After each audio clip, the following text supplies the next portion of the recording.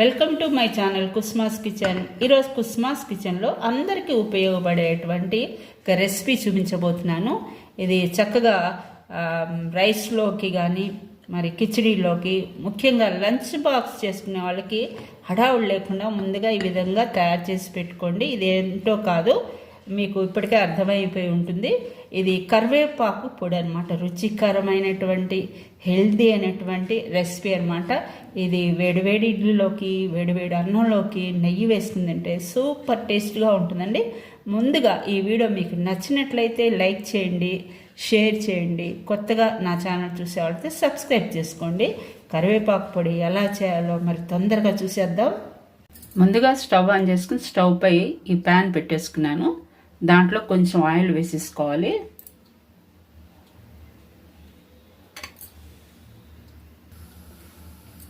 చూడండి, ఆయిల్ వేడెక్కింది కదా. ఇప్పుడు 2 స్పూన్లంతా పచ్చిశనగపప్పు వేసేద్దాం. ఆ తర్వాత మరి ఒక 2 స్పూన్లు మినపప్పు వేసేయాలి.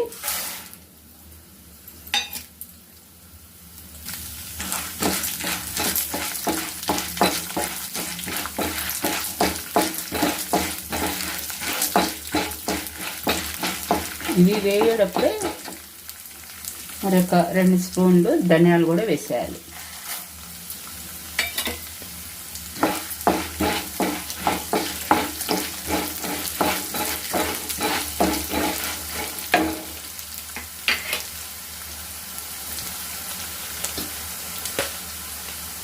దాంట్లోకి ఒక 10-15 అంతా ఎండుమిర్చి వేసేసుకోవాలి.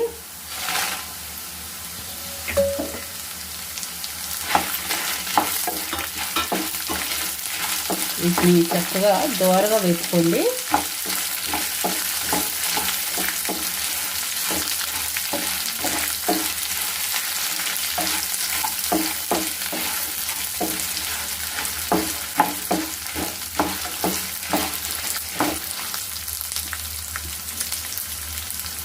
ఇప్పుడు జీలకర్ర కూడా వేసేద్దాం.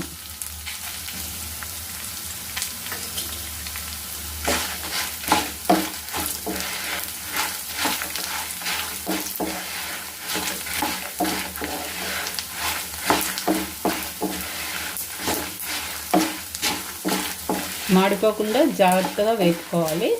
దోరగా మంచి అరమ వచ్చేంత వరకు కూడా వేపుకోండి.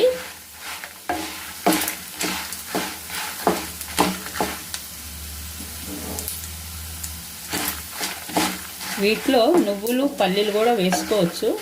కాకపోతే ఎక్కువ రోజులు నిల్వ ఉంటే ఒకలాంటి వాసన వస్తుంది అనమాట. అందుకనే నేను అవేం వేయకుండా చూపిస్తున్నాను మీకు.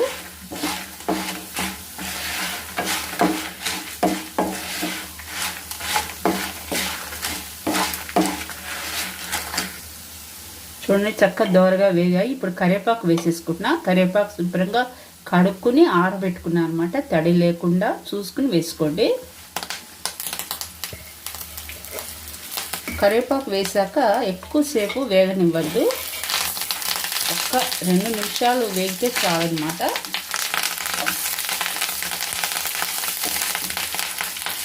ఎక్కువ వేగితే కరివేపాకు ఫ్లేవర్ అనేది పోతుందన్నమాట. అందుకని ఎక్కువసేపు వేపుకోకండి.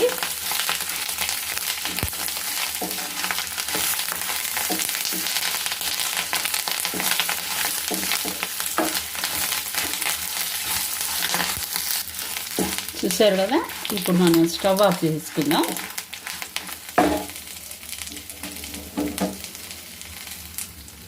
దీంట్లో కొంచెం ఇంగువ వేసేసుకోండి.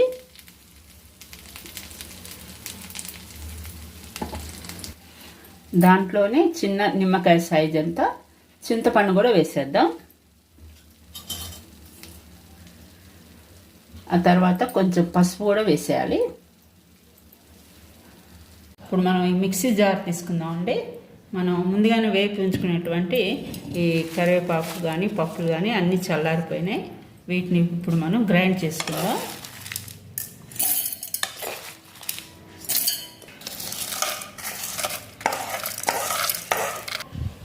దీంట్లోకి ఇప్పుడు రుచికి తగ్గట్టు ఉప్పు వేసేసుకుందాం. నేను గల్లుప్పు వేసుకుంటున్నాను. ఇప్పుడు మనం దీన్ని గ్రైండ్ చేసేసుకుందాం. ఇప్పుడు చూద్దాం. చూడండి, ఈ విధంగా మనం గ్రైండ్ చేసుకున్నప్పుడు ఇలా వస్తుందన్నమాట.